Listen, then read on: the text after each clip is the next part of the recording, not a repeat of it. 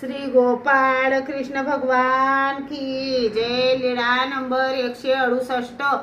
विद्यावंताला दर्शन। सर्वज्ञांच्या दर्शनाला एक पुरुष आले होते। सर्वज्ञांनी आपली अर्धी बैठक त्याला बसण्यासाठी दिले। बाईसा करवी त्यांचे पाय धुवविले। बाजारातून फराळ मागविला तो त्यास दिला। पानाचा विडा दिला। भिकताना 2 पावले त्यांच्यासोबत गेले।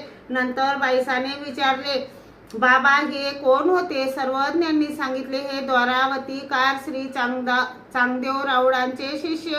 ते बाजारात गेले। 2 बाया मिळविल्या। त्यांच्या खांद्यावर हात घालून बाजारात उडी, कांदा, गांजर असे मागत होते। तेव्हा ढकलयांनी पाहिले। ते पाहून ढकले हसत हसतच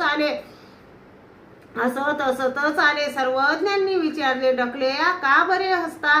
त्यांनी सांगितले, जीजी आपण आज ज्याचा एवढा मान केला त्यांनी बाजारात जाऊन 2 बाया मिळविल्या आणि त्यांच्या खांद्यावर हात घालून बाजारात उडी, कांदा, गांजर मागत होते। यावर सर्वज्ञ म्हणाले, ऐसे न म्हणीजे की गा ढकलया, पुरुषी शोभू उपजेल तेवढी खाई कराल।